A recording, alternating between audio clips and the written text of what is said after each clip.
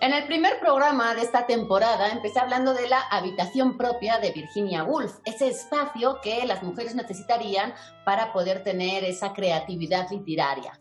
Programa a programa he intentado nombrar a mujeres que han logrado construir esa habitación propia.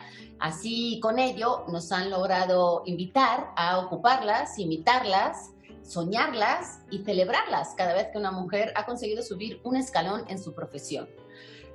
Pues hoy, que es el último programa de esta temporada, quisiera leerles el último párrafo de ese texto, que dice así. Si nos enfrentamos con el hecho, porque es un hecho, de que no tenemos ningún brazo al que aferrarnos, sino que estamos solas, de que estamos relacionadas con el mundo de la realidad y no solo con el mundo de los hombres y las mujeres, entonces llegará la oportunidad y la poetisa muerta, que fue la hermana de Shakespeare, recobrará el cuerpo del que tan a menudo se ha despojado. En cuanto a que venga, si nosotras no nos preparamos, no nos esforzamos, si no estamos decididas a que cuando haya vuelto a nacer pueda vivir y escribir su poesía, esto no lo podemos esperar, porque es imposible. Pero yo sostengo que vendrá si trabajamos por ella y que hacer este trabajo, aún en la pobreza y en la oscuridad, merece la pena. Shakespeare tuvo 3 hermanas, que se sepa, Anne, Joanne y Margaret. Ninguna se llamaba Judith, porque Judith fue una creación literaria de Virginia Woolf para representar a todas esas mujeres del pasado que igual pudieron haber tenido un éxito literario, pero no lo lograron porque no tuvieron acceso a la educación, no tuvieron ni tiempo ni libertad para poder escribir y no tuvieron voz que ser escuchada ni leída. Digamos que Woolf plantea la idea de qué hubiera pasado si William Shakespeare hubiera sido una mujer, porque pues tenía el mismo espíritu de la imaginación, la misma creatividad y digamos que también las mismas ansias de conocer el mundo. La diferencia es que a ella no la mandaron a la escuela. Quizá nos pueda parecer esto un poco exagerado, dadas las circunstancias hoy en día, casi 100 años después de que este texto fuera escrito, pero en realidad todavía hay muchas Judith a las que poder defender, todavía hay muchas puertas cerradas, hay muchas habitaciones que construir en el mundo y por ello la figura de Judith Shakespeare sigue aún viva. Por fortuna, aquí en este espacio, las puertas del idioma siempre están abiertas y las palabras siempre están al alcance de todos, así que sean todos bienvenidos a nuestras habitaciones propias de la dichosa palabra. Pasen.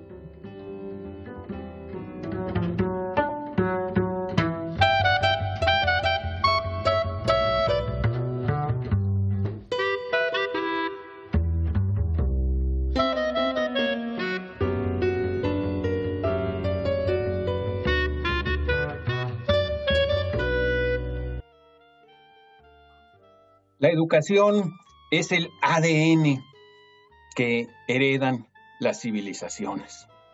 Para bien y para mal, las civilizaciones no se reproducen biológicamente. Su mejoramiento o su declive no son inevitables y se deben principalmente a su educación. La educación no es solo lo que uno esperaría que ocurra en las escuelas, sino todo lo que una generación le deja a la siguiente y todo lo que una generación recibe de la anterior, exceptuando los bienes materiales. La educación es el acto sexual, amoroso, que permite a las civilizaciones reproducir y multiplicar su inteligencia, su libertad y su creatividad. Soy Pablo Boullosa. Buenas noches.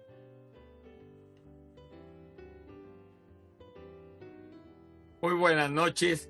El gran Samuel Johnson, allá en el siglo XVIII, este hombre tan ocurrente,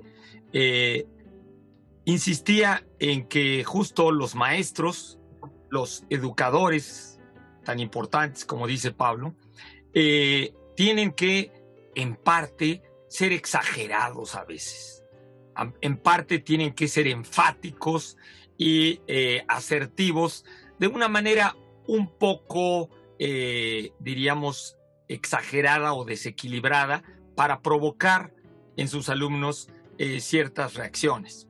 Así el gran filósofo rumano-francés Émile Cioran nos dejó muchas de esas exageraciones y provocaciones para dejarnos pensando. Yo les voy a compartir dos de ellas que le gustaban mucho a Esther Seligson, nuestra mexicana que lo tradujo con tanto gusto. Las fuentes de un escritor son sus vergüenzas. Aquel que no las descubre en sí mismo o que las esconde, las escamotea, está abocado a ser un plagiario o a ser un crítico. Una segunda frase sobre la lectura y la escritura. Es un error creer que facilitarle la tarea al lector es algo que debemos hacer los escritores. Nunca lo agradecerá. El lector no quiere comprender, prefiere entramparse, hundirse, ser castigado. De ahí el prestigio de los autores confusos. De ahí la perenidad del fárrago. Soy Germán Ortega Chávez. ¿Cómo les va? Con un gran gusto de estar aquí, como todos los sábados. Muy buenas las noches las tengan y mejor si las reparten. En estos momentos ustedes van a estar oyendo mucho de Louise Gluck, quien es la más Nobel, premio Nobel de 2020.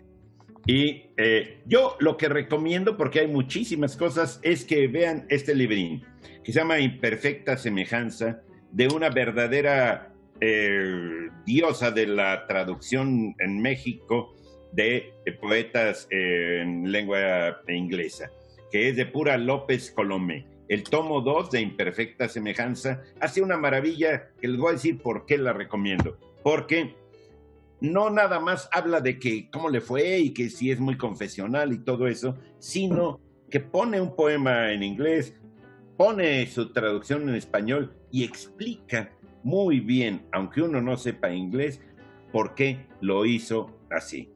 Este es Imperfecta Semejanza, publicado por la UNAM. Bienvenidos a La Dichosa Palabra.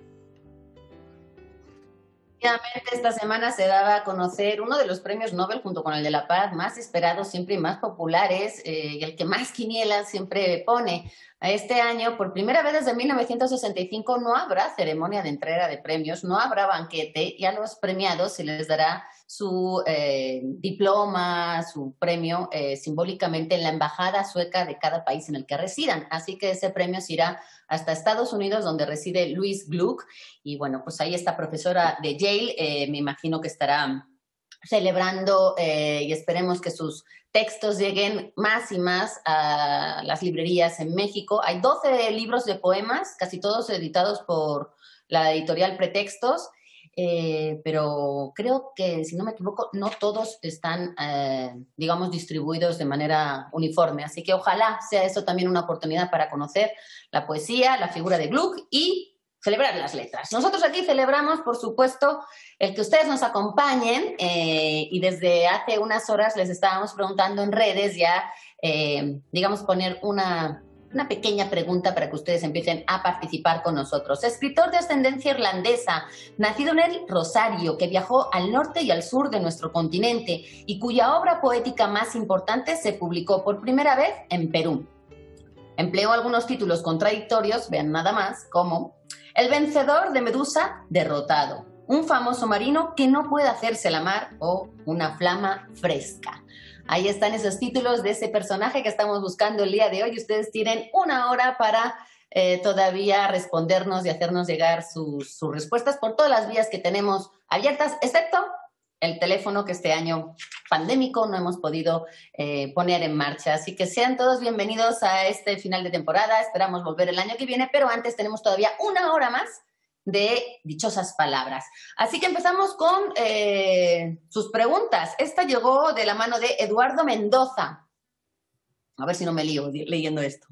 Pide que hablemos del sistema de nomenclatura binominal para dar nombre científico a las especies. ¡Ay, interesante! Bueno, sí, interesante porque representa un problema, digamos, de lenguaje, ¿no? En primer lugar, me gustaría enviarle un saludo a don Eduardo Mendoza, que se llama como uno de mis novelistas favoritos. Dos, sí, hay un sistema de nomenclatura binominal en el que la primera palabra es el género, que se escribe con mayúscula, por ejemplo, homo, ¿no? Y la segunda palabra es la especie, que se escribe con minúscula, por ejemplo, sapiens o neandertalis o erectus o lo que sea. Entonces, esta es una nomenclatura que nos parece hoy ya es mundialmente aceptada y que tiene una historia muy singular, porque si nos vamos a tiempos remotos, pues era muy complicado ponerle nombres a las cosas, a la creación, a las plantas y a los animales. Durante la Edad Media hubo dos grandes bestsellers, sobre todo el primero de un tal Dioscórides, que había creado un herbario donde clasificó a las plantas por su utilidad práctica, ¿no? Las que servían para hacer aceites, las que servían para curar, las que servían para barnizar, en fin, por su utilidad práctica. Y los bestiarios, el más famoso era de un griego del que prácticamente no se sabe nada y que firmaba como fisiólogo o naturalista. Los bestiarios solían agruparse por orden alfabético. Y eso representaba una gran dificultad a la hora en que lo traducías de un idioma a otro, porque unos animales iban antes, unos animales iban después. Después las plantas empezaron a llamarse con nombres latinos, efectivamente, como lo seguimos haciendo más o menos ahora, pero el nombre era la propia descripción de la planta. Y entonces se volvían nombres larguísimos que nadie podía recordar. Y había el problema también de que una y otra vez, por las descripciones diferentes, una misma planta tenía montones de nombres. Era muy complicado llegar a un acuerdo acerca de cómo llamar las cosas. Y si bien conocer el nombre de las cosas no es lo mismo que conocer las cosas, esto ya lo advertía desde la época de Linneo, que fue el creador de esta nomenclatura, su archienemigo, el conde de Buffon, conocer el nombre de las cosas no es conocer las cosas. De todas formas, tener un nombre común para las cosas facilita el trabajo científico. Y esta tendencia, digamos, a buscar el fenómeno en su especificidad es muy característica de eso que llamamos cultura occidental, a entender los fenómenos en su especificidad y en su objetividad para que cualquier observador más o menos entienda lo mismo.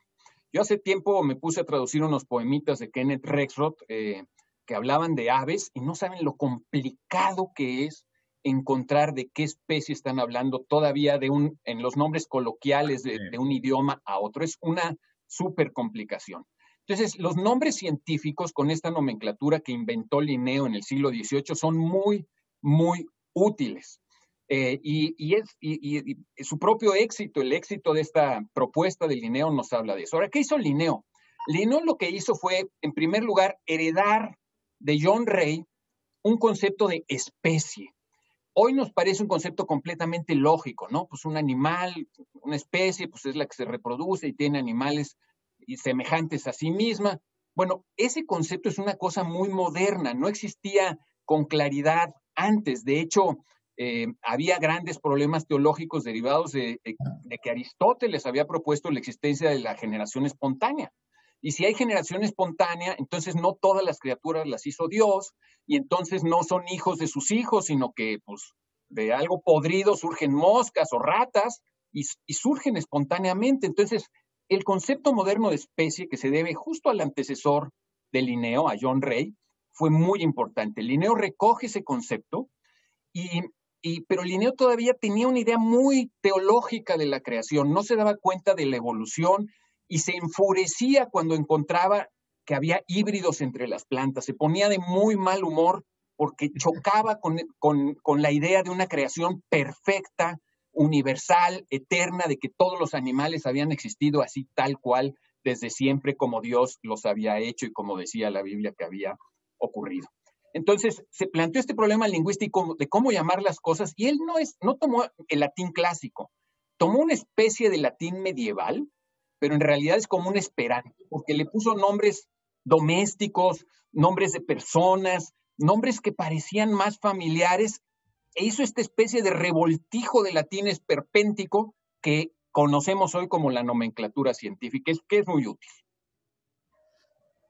Bueno, yo nada más, tenemos que ir a la dichosa palabra, pero iba nada más a agregar que desde el Renacimiento retomaron, como decía Pablo, las clasificaciones aristotélicas, y me parece muy interesante que empezó a haber en el siglo XVI una discusión en base a los arquetipos platónicos, si la clasificación de los seres naturales, plantas, animales, debía ser una clasificación naturalista, que luego en el siglo XVIII un enemigo de Linneo defendía, que era Adamson, o una clasificación más morfológica, ¿no? Más basarse en las formas, ¿no? De hecho, Germán, la palabra especie viene del griego forma. Exactamente, pero la discusión, Adamson que decía que había que ir viendo más bien la cuestión natural y orgánica, y en cambio Linneo decía que se debía organizar más en la cuestión formal y anatómica, ¿no? En el diseño anatómico. De hecho, Linneo escandalizó a muchísimos en su época porque se basaba en la sexualidad de las plantas, en la forma en que se reproducen, en los estambres y los pistilos, y de hecho todavía Goethe llegó a escribir que él creía que podía apartarse a la juventud de la lascivia y la voluptuosidad pornográfica prácticamente de Linneo. Pues nosotros vamos a una palabra también que tiene que ver con algo de la naturaleza, soplo suave y apacible del aire. También se le dice así al aliento. Otra de sus acepciones indica la exhalación vaporosa, el vaho, y la brisa, también se le dice así. Es una palabra esdrújula y es un cultismo, está considerado un cultismo de origen latino. Para todos aquellos que nos digan de qué palabra se trata, tenemos los siguientes libros. Bueno, tenemos antes que nada un libro que tuve la oportunidad de leer en manuscrito y que me encantó desde esa primera lectura. Se llama Registro. Lleva, creo, como subtítulo, le pusieron Mapa e Inventario de uno mismo. Es una colección de ensayos sobre la vida cotidiana también del propio Federico Reyes Heroles, sobre sus costumbres, y un libro lleno de sabiduría y de buena prosa. Y para ustedes, de la Biblioteca de Ciencias Sociales de la UAM Azcapotzalco, Ciencias Sociales y Humanidades, por supuesto, de la serie Estudios de Cecilia Colón Hernández y Osiel Flores Flores, que son los coordinadores, este libro, Los Otros y Nuestros Monstruos, acercamientos a la literatura fantástica, que el otro día estábamos tratando ese tema tan atractivo. Bueno, y tenemos también fábulas de Robert Louis Stevenson, con un prólogo de Borges y de Roberto Alifano, en la colección Biblioteca Juvenil de Lectorum. Gran escritor Federico Reyes Heroles, y gran pensador, y hombre sensatísimo. Desde aquí no le puedo mandar un beso porque esto no tiene cuestiones emotivas, pero me da muchísimo gusto mandarle un abrazo. Muchos abrazos a todos aquellos también que están esperando los libros de este año y que todavía no han podido ir al Canal 22 a recogerla, porque recuerden que estamos todavía esperando a poder reanudar funciones, pero no pierdan la paciencia, llegarán los libros, seguramente lo podrán leer en algún momento. Recordarles también que este otoño se están sucediendo las ferias del libro, normales y frecuentes, en esta ocasión virtualmente, así que todos podemos asistir estos días a la FIL del Zócalo y dentro de unos días también a la FIL de Oaxaca, la FILO, donde estarán presentando esa nueva colección de libros que resistan de tapa dura. Grandes momentos para las letras, todavía resisten. Así que nosotros vamos a un corte y en unos minutitos más volvemos.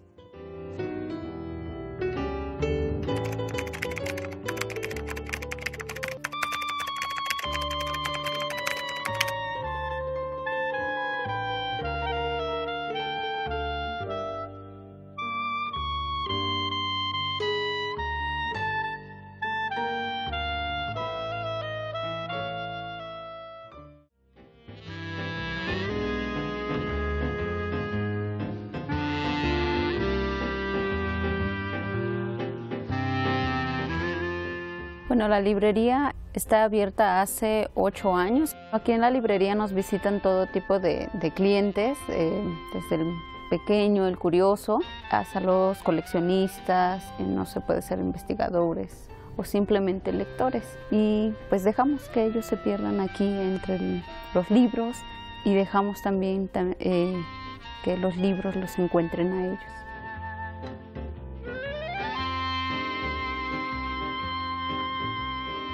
Bueno, nuestro acervo primero empezó por el excedente de las otras sucursales, de las librerías de paso del señor Max Ramos, y por comprar bibliotecas privadas, y es como se conforma esta librería. Bueno, además de nuestro acervo de libros, también nos dedicamos a la venta de antigüedades, como son, no sé, espejos, escultura, fotografía, pinturas, los juguetes para niños también, hasta santos, ¿no? Tenemos.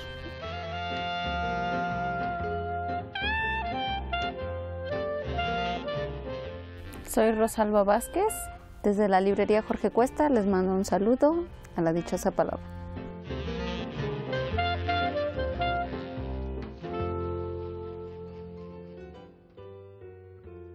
Bien, continuamos aquí en La Dichosa Palabra. Por cierto, se me pasó decir que los libros de Federico Reyes Heroles que vamos a obsequiar son electrónicos y son cortesía de Penguin Random House. También aquí en La Dichosa Palabra lamentamos mucho el fallecimiento del doctor Mario Molina, el único premio Nobel mexicano en área científica, el único que hemos tenido. Ojalá que pronto tengamos otro. Yo en lo personal le envío un abrazo al otro doctor Molina, el cardiólogo. También queremos felicitar a Carlos García Gual por la obtención del premio Alfonso Reyes, dos espíritus afines que han hecho muchísimo por la divulgación y el conocimiento de las culturas de Grecia y Roma. Bueno, vámonos con más preguntas de nuestro culto público.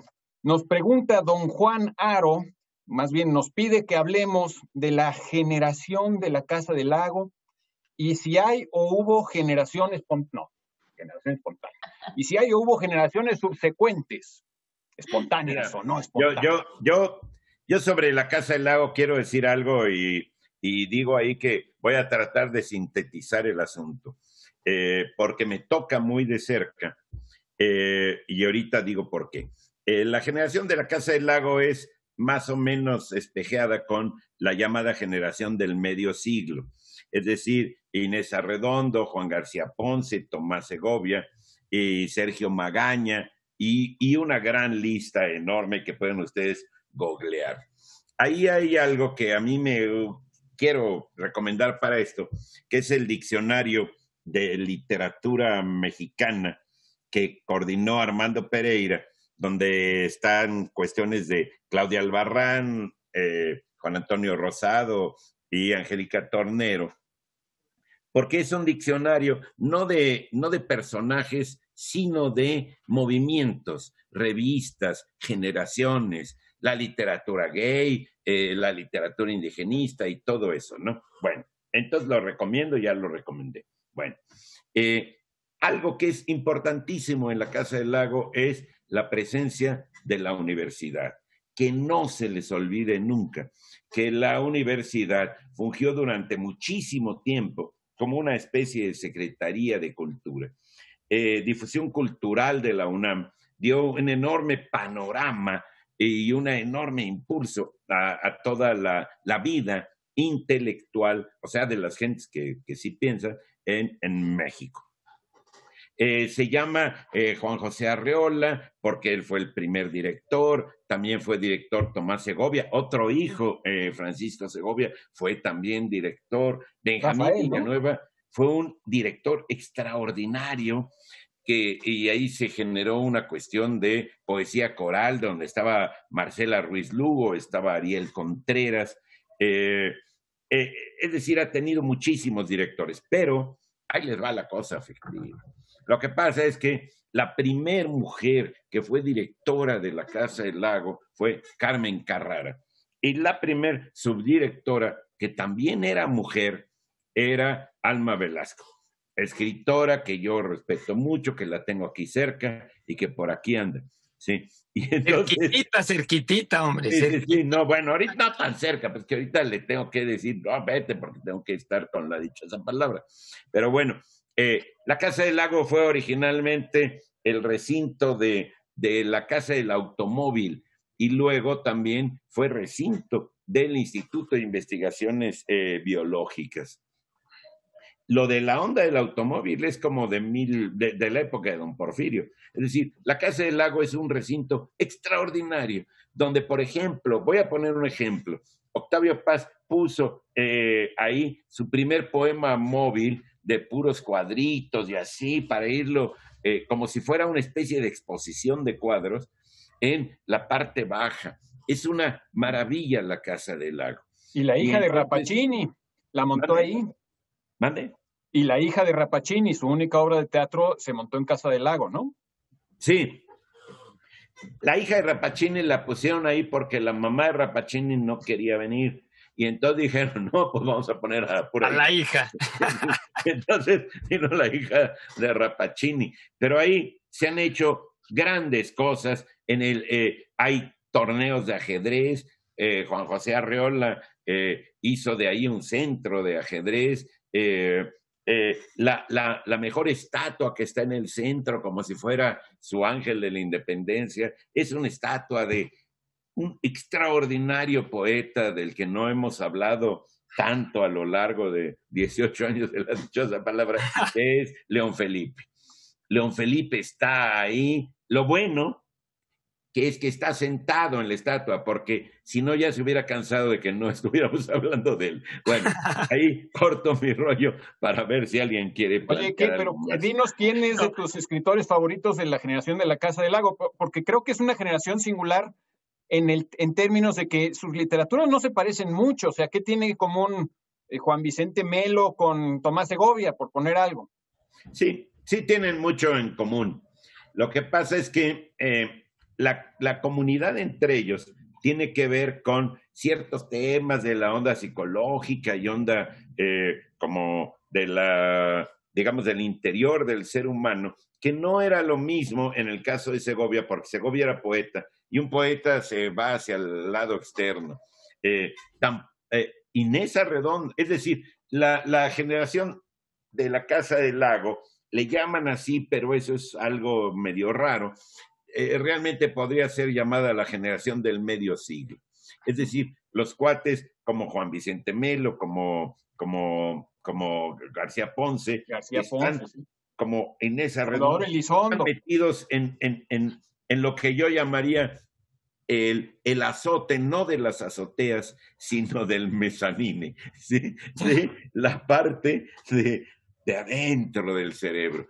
Hay otros, por ejemplo, muchos meten a Ibargüengoitia en la generación del medio siglo porque coincide en términos de la fecha de nacimiento y todo eso, pero Ibargüengoitia habla de otras cosas y tiene un humor que es un humor saltimbanqui, que no tiene nada que ver con la onda oscura, rara, tenebrosa, etcétera, de los demás, ¿no? Yo creo que también la cuestión de los 50, como dices tú, la generación de medio siglo, pues en México era un México más pequeño. Evidentemente la Ciudad de México tenía muchísima menos gente y el número de escritores, poetas, artistas, etcétera, pues entre ellos se llevaban, yo podría decir, de una cierta manera y un poco como una especie de grupo de Bloomsbury, que el otro día hablábamos de él, pero abierto, en el cual pues no había realmente ningún tipo de línea, sino era ese México que bullía experimentalmente y que por lo tanto pues había gente de muy diferentes corrientes, ¿no? Elena Urrutia. Yo te quiero decir una cosa que para mí en lo personal fue muy importante.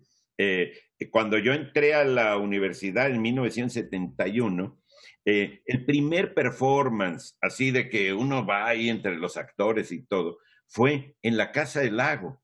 Fue una obra de teatro, era la época del auge de Fando y Lis, de Jodorowsky, y mi amigo Nelson Oxman, que Dios lo tenga en la gloria de Chile, porque ya se murió, pero era chileno, estaba ahí actuando, entonces todos fuimos, pero eran los primeros performances y es un espacio abierto, es un espacio realmente de los que ha generado algo que es importantísimo, que es la autonomía universitaria. Para generar muy famoso también por lecturas de poemas.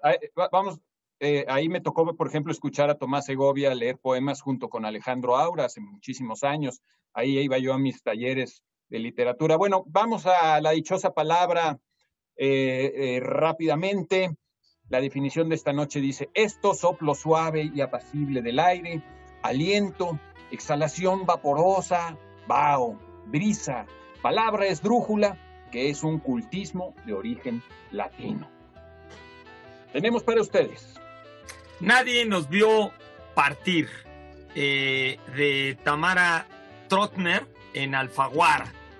Un obsequio para ustedes. Y si alguien no nos vio partir, sí tenemos alguien que camina sobre tu tumba, de Mariana Enríquez, con fotos de Mariana Enríquez, y esto es de Ediciones Antílope y de la UNAM. Ahí lo tienen.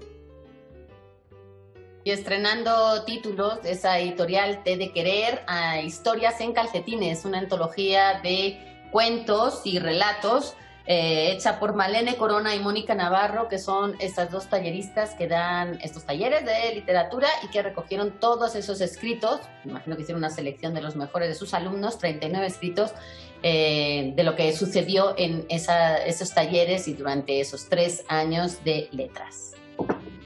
Y lo bueno de tener uno de estos ejemplares nuevecito es que aún no huele a queso. Haremos una pausa y volvemos aquí a la dichosa palabra.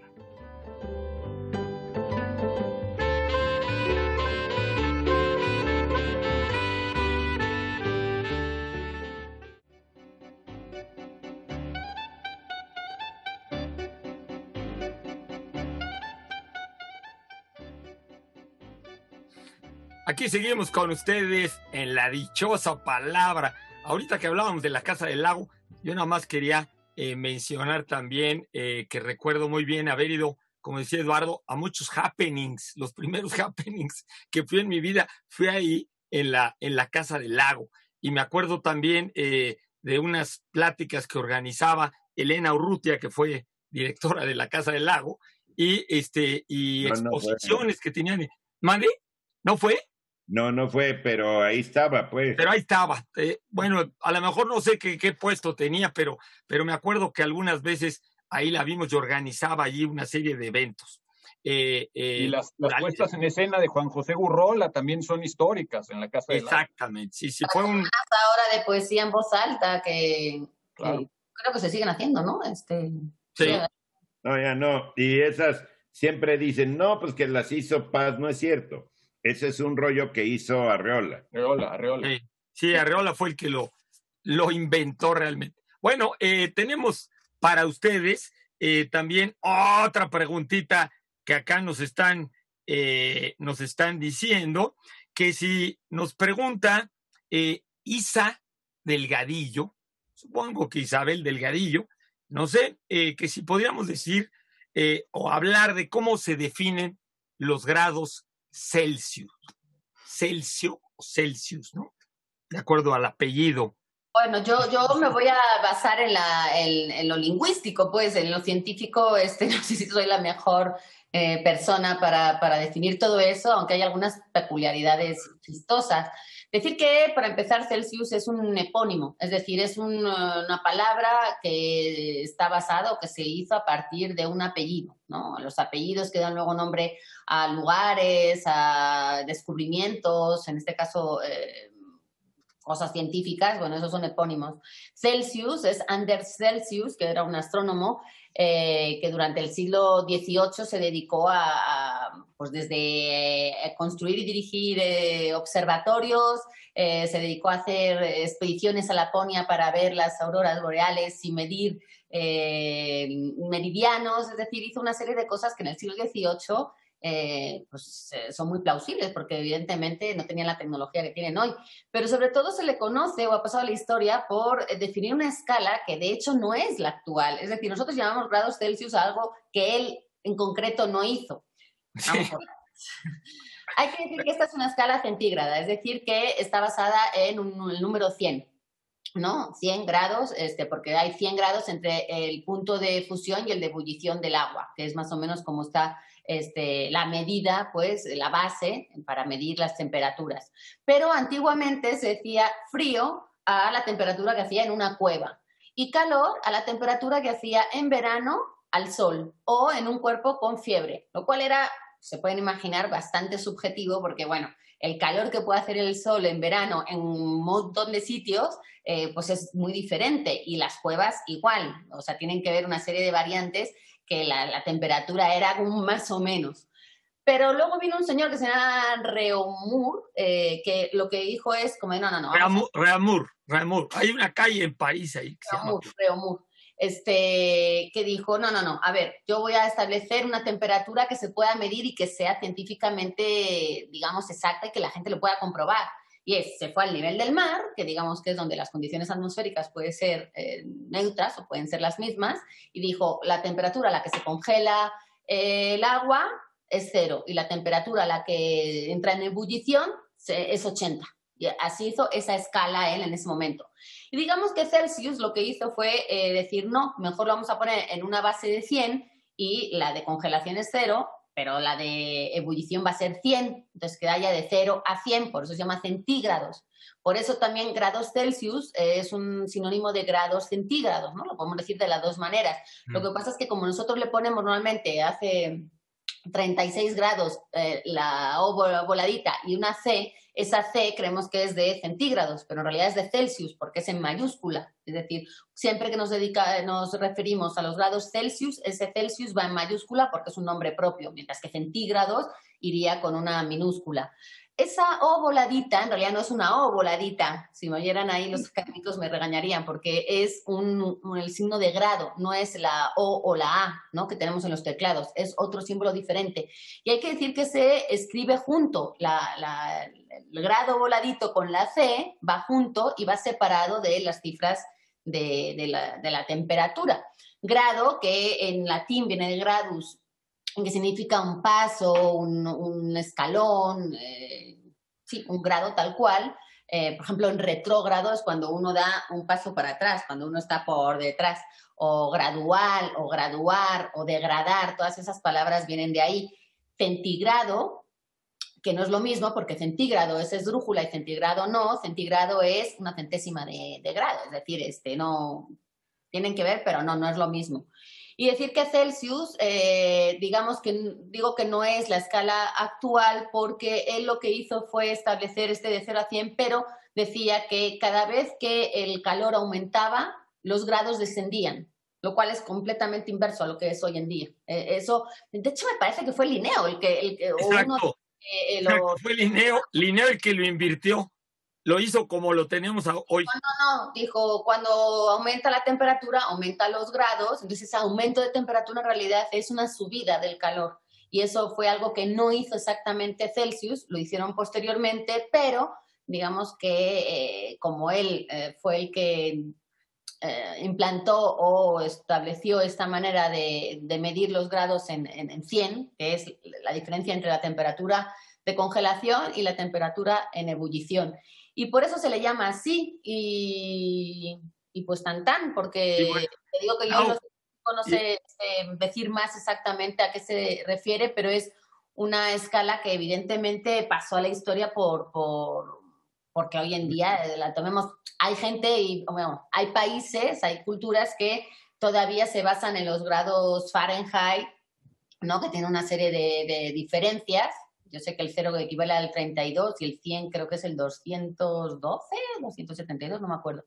Pero hay esa diferencia, ¿no? Digamos que los países que todavía no usan pulgadas, onzas, millas, grados Fahrenheit, pero Celsius es una manera bastante común y global de referirse a los grados de temperatura. Bueno, ahorita que lo dices, a mí se me hace... perdón, no, tú di algo más inteligente porque yo voy a decir una cosa muy tonta.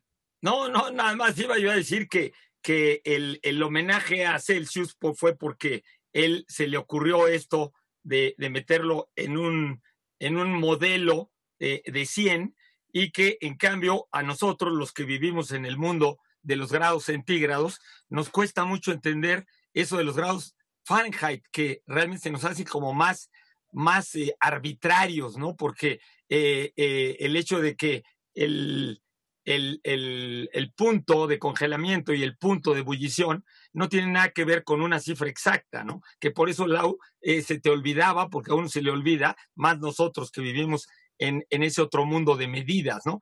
Y bueno, que Fahrenheit también le hicieron un homenaje, porque Fahrenheit, eso sí es muy importante, pues realmente inventó los termómetros de mercurio, ¿no? Los termómetros de mercurio moderno, y por eso era tan importante originalmente eso, ¿no? Pero Fahrenheit todo lo estableció en cuestiones muy personales, ¿no? De cuando él tenía calor y frío y esa cosa, ¿no? Eduardo. Algo quería decir, Pablo. Solamente el simbolito de grados representa a un sol. Es antiquísimo, es de los símbolos más antiguos, viene desde Babilonia, y por eso un círculo tiene 360 grados, que es exactamente lo que tardaba el sol en darle la vuelta el calendario solar era de 360 días, por eso hablamos de los 360 grados. De ahí viene ese simbolito de grados, es un solecito. Perdón, Eduardo. Yo entonces lo que quería decir era muy sencillo. Yo quería retrodegradarme a la cuestión más simple y en realidad a lo mejor ignorante del asunto. Es decir, yo toda la vida pensé que eran grados centígrados. Uh-huh. Y en realidad pues son centígrados. Nada más que ahorita ya le cambiaron a Celsius. Ya le pusieron un nombre como de emperador romano, lo cual es muy bonito y da una sensación como de realeza. Pero en realidad, la cuestión de los Celsius y los otros, yo diría que en términos de comunidad hablante, no de por escrito, no de una cuestión científica, los grados siguen siendo centígrados. Es decir, cuando tú ahora que te pones... Pero muchas más. Cada vez menos, Eduardo.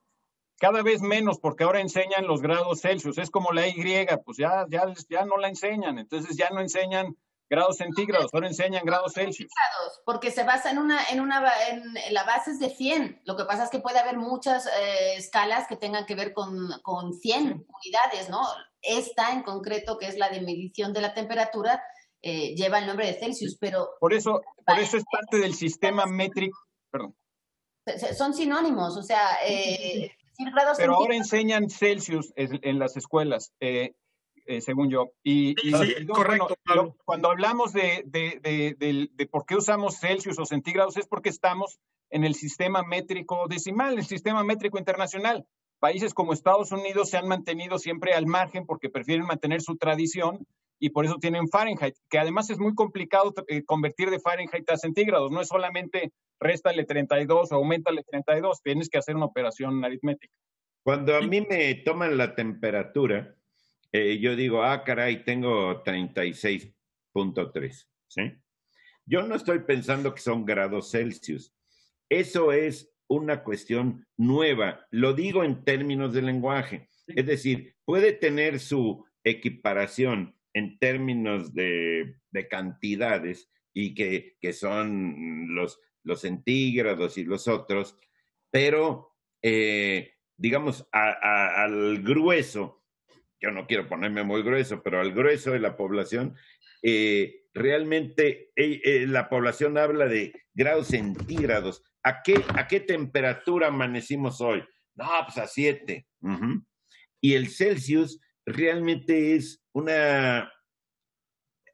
como nosotros nos dedicamos a las palabras, es una cuestión de las nuevas palabras que está bien que entren siempre y cuando esas nuevas palabras nos añadan algún matiz. Yo no sé si es nuevo, Eduardo, yo no estoy de acuerdo en que sea tan nuevo. Está en el diccionario de la academia, cosa que es... No. Eso por mí. La academia no suele meter nombres propios, y si uno se mete a ver la entrada, aparece con la C mayúscula. Otra cosa es que ahora esté más extendido su uso. Yo, por ejemplo, a mí siempre me lo enseñaron como Celsius. Digo, yo no estoy tan... Ahí está una cuestión nacional. A nosotros siempre nos lo generacional, perdón que lo diga. Centígrados. Y, puede ser. bueno, y entre paréntesis, yo no soy físico, pero desde un punto de vista de la física, Germán, es que no importa la onda de si una cosa es más exacta y otra cosa no. En realidad son equivalentes. Ah, sí, las palabras Celsius y centígrado se manejan de una manera equivalente. Bueno, luego se habla de sensación térmica, porque una cosa que para ti puede hacer mucho frío, o sea, ustedes ven a Pablo y siempre está abrigadísimo porque él tiene una sensación térmica diferente a la nuestra. ¿Y la tiene en Celsius o la tiene en centígrados? La tiene en el cuerpo, que es lo que a él le importa. O sea, ¿qué importa cómo lo llame? Él tiene frío y ya está. Miren. Miren lo que viene. Ya, Pablo. Para todos ustedes. Bueno, ok. Yo nada más iba a decir que desde un punto de vista físico, para los que les interese, la medición realmente de los grados tiene que ver con otro científico que fue Kelvin, ¿no? O sea, realmente los grados centígrados se ajustan debido a un experimento, digamos, ya una sistematización que hizo Kelvin. Bueno, nuestra dichosa palabra del día de hoy es soplo suave y apacible del aire. Exhalación vaporosa, vaho, brisa. Palabra esdrújula, que es un cultismo de origen latino. Hablando de latinajos, qué curioso que salió la Academia Sueca y 2 suecos, ¿verdad? Ahorita en la playa. Sí. Linneo. Tenemos cuentos mexicanos del siglo XIX, de Amado Nervo y varios otros escritores. Son cuentos adaptados de Lluvia de Clásicos de Editorial Trillas. Gracias, Editorial Trillas. Si ustedes se acuerdan de Los hijos de Sánchez, este libro de Oscar Lewis que luego se convirtió en película, de Anthony Quinn, de Dolores del Río, Katy Jurado, Lucía Méndez, Filipita Ferrer, bueno, pues Los hijos de Gregoria, este relato de una familia mexicana, se parece bastante a ese libro porque durante 8 años Claudia Adear, de la Ciudad de México, y Reñar Christensen, de Dinamarca, se dedicaron a entrevistar a Gregoria y a sus 6 hijos en el barrio de La Esperanza para saber un poco en qué consistía esta estructura familiar mexicana y hablar un poco de cómo a veces es un gran apoyo, pero a veces también es un gran tormento y se convierte en una literatura, antropología, sociología. Está bastante interesante. Los 2 autores residen en Dinamarca hoy en día y, bueno, pues han dedicado a la fotografía, al activismo y sobre todo a los estudios antropológicos y sociales. Esto es de la editorial Grijalbo, perdón.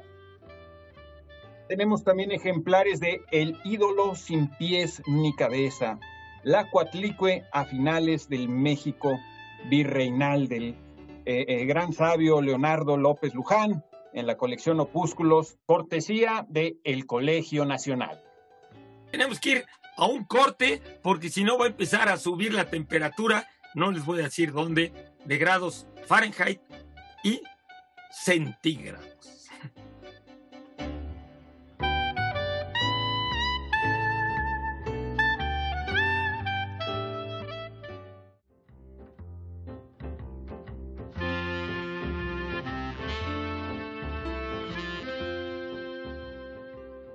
Bueno, pues hete aquí que seguimos con preguntas de las que ustedes nos formulan, escriben y nos proyectan. Hay una pregunta que a mí me gusta mucho en lo personal, que es que hablemos de un libro que está publicado, dicho sea de paso, en la colección Sepan Cuántos de Porrúa, que es La ciudad antigua de Fustel de Coulanges. Si estuviera aquí Nicolás Alvarado, él sabría pronunciarlo mejor que yo.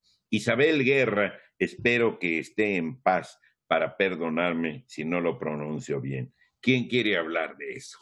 A ver, pues yo como realmente es un libro que he usado como libro de bibliografía en mis cursos, porque yo hace ya varias décadas me invitaron a organizar la licenciatura en urbanismo en la UNAM y yo me encargué de formar y de corregir los primeros programas de historia de las teorías urbanas, de historia del pensamiento urbano, de la historia de por qué los pueblos han creado ciudades, que recuerden que no todo el mundo ha creado ciudades y la mayor parte de la humanidad hasta el siglo XX no vivió en ciudades.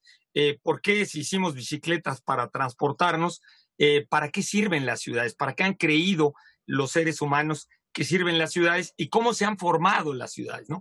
Entonces, en este caso de esta pregunta, de este libro que es considerado genial, ¿no? Y es un libro bastante anómalo en el pensamiento positivista del siglo XIX, Fustel de Coulanges, o como Nicolás Alvarado nos corrija decirlo, es un parisino, aunque estudió la mayor parte de su formación en Estrasburgo y dio clases en Estrasburgo.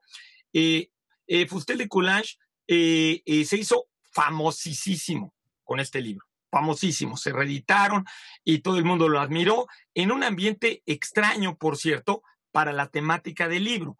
El libro es un libro más interpretativo que informativo, ¿no? Y Fustel de Coulanges estaba muy, muy metido en los estudios clásicos. Él hizo su doctorado sobre Polibio, y le interesaron muchísimo las instituciones de la antigüedad, porque él, por cierto, tenía buena relación con Napoleón III y estaba muy preocupado también por las instituciones políticas de Francia a raíz de la Revolución Francesa. Entonces, la Revolución de 1830, las revoluciones de 1848, pusieron a los teóricos políticos franceses a meditar acerca de cuál era un sistema político más adecuado, cómo se tenía que corregir o enmendar en los sistemas políticos monárquicos que habían surgido en la Restauración inmediatamente después de la Revolución Francesa. En fin, el libro realmente es muy original porque el libro Fustel de Coulanges, que era muy escrupuloso y muy, muy apegado a las fuentes, lo que nos dice en ese libro, que aunque muchas de sus conclusiones están ya superadas, sin embargo, que el origen de la ciudad, de los asentamientos humanos, que llamamos ciudades, donde hay una diferenciación de funciones, una diferenciación de clases, donde se necesita la escritura para respaldar instituciones, eso es una ciudad, surge en el mundo griego y en el mundo romano debido a la religión, debido al apego a costumbres y tradiciones religiosas en relación a los muertos y a la tierra, a la naturaleza. Algo que, entre paréntesis, es ahora muy actual. Ahora hay muchísimo, desde la década de los 70, en antropología filosófica y en estudios históricos que vuelven a ese asunto de que la religión tuvo mucho más que ver con los orígenes de muchas instituciones. En este caso, la misma ciudad, ¿no? Entonces, que el apego a una familia que tenía un culto, a un muerto que estaba ahí, incluso Fustel de Coulanges dice algo verdaderamente increíble respecto a la propiedad privada, que la propiedad privada surge sobre todo por la preocupación de los familiares de guardar los lugares de los ancestros donde eran enterrados siempre junto a la casa. Entonces, al enterrar al ancestro, decías, esta tierra es mía porque aquí enterré a mi tatarabuelito y a mi abuelito y a mi bisabuelito, etcétera. Y por lo tanto, esta cuestión de grupos de familias que se asociaban con cultos en común respecto a fenómenos naturales, fuentes, estanques o el río Tíber, o en el caso de Atenas, lugares cercanos, el Areópago, ¿no? Donde había ciertos cultos locales y eso daba arraigo y el cuidado de ese lugar era lo que generaba las organizaciones urbanas. Luego Fustel de Coulanges dice que el colapso de la ciudad romana al final del siglo IV y V es porque los griegos iniciaron las leyes en función de la razón no de la religión y no del apego religioso. Y que cuando la ciudadanía romana se empezó a universalizar, en ese momento, pues los esclavos, los libertos, que no tenían los mismos cultos, y los cristianos que estaban llegando en función de una religión portátil, de una religión que no tenía que ver con la naturaleza, en ese momento, pues se empieza a colapsar la ciudad. Esa es un poco la interpretación de la caída del Imperio Romano de Occidente. Yo quisiera no estar de acuerdo en el final de esta interpretación. Voy a decir por qué. Creo que el libro de este carnal, parte de la intimidad, va creando una cuestión a partir de la familia y llega a algo que para mí es importantísimo, las instituciones. En el momento en que él llega a las instituciones, llega a zanjar esa idea entre la religión como cosa de la creencia y las leyes. Es decir, Fustel de Coulanges creo que hace una maravilla para podernos exponer paso a paso con pantuflas, perdón. Calcetines. ¿Con qué, Pablo? Calcetines. En calcetines. Es decir, va caminando sobre cómo se crean las instituciones. Sí, fantástico. A partir de los diosesitos que uno tenía en su casa, que son muy parecidos a los que ahorita la gente va a tener cuando sea el 2 de noviembre, y todo eso, y van a poner a sus diosesitos, y todo ese asunto. Es muy impresionante ese libro. Yo te agradezco mucho lo que has dicho a nombre mío y del público propio. Y diría una cosa muy importante. Lean el libro. Está en ahí. ¿En sepan cuántos? ¿En sepan cuántos? Bueno, ¿en sepan cuántos? Bueno, bien. Bueno, nos tenemos que empezar a despedir en este cierre cerrado de nariz de temporada. Quiero agradecer profundamente a nuestro equipo de producción, que ha hecho un esfuerzo formidable, y además con una calidad, con un profesionalismo y con un amor y una entrega a todos los que están en cabina para que este programa se lleve a cabo, se realice, y que ustedes y nosotros podamos seguir interactuando desde nuestras casas. Gracias también a todas las editoriales que nos han apoyado a lo largo del año. Gracias a Canal 22 por su apoyo, y gracias a ustedes, Laura, Eduardo, Germán. A todos los que han participado en las cápsulas, a todos los que han leído El Quijote en diferentes idiomas. ¡Qué maravilla! Ha sido padrísimo escucharlo con todos esos acentos. A toda la gente que se ha leído a sí mismo, a esos escritores que han salido y han engalanado nuestra pantalla, y por supuesto a todo el público que ha seguido estas transmisiones sábado con sábado, y que ustedes pueden seguir viendo en las repeticiones a partir del próximo sábado, y en YouTube y en Facebook Live, en fin, ojalá no dejen de leer, sobre todo hasta que nos volvamos a ver, y que tengamos más títulos en nuestro haber y en nuestra mente y en nuestro corazón para poder seguir aquí divagando muchos programas más. Así que ha sido un gustazo, Eduardo, Pablo, Germán, y... Ahí van.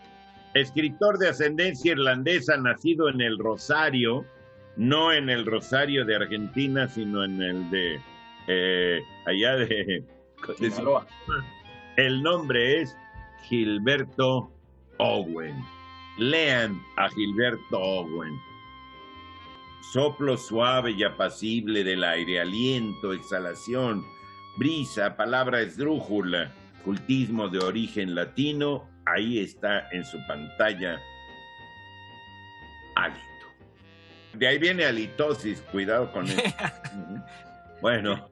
Eduardo, y yo también me despido de todos ustedes. Un abrazo, muchas gracias a todos. Fernando, Canal 22, carnales, ya nos vamos. Y si volvemos, es porque no nos hemos muerto. Ustedes estén pendientes. El año que viene. Perfecto.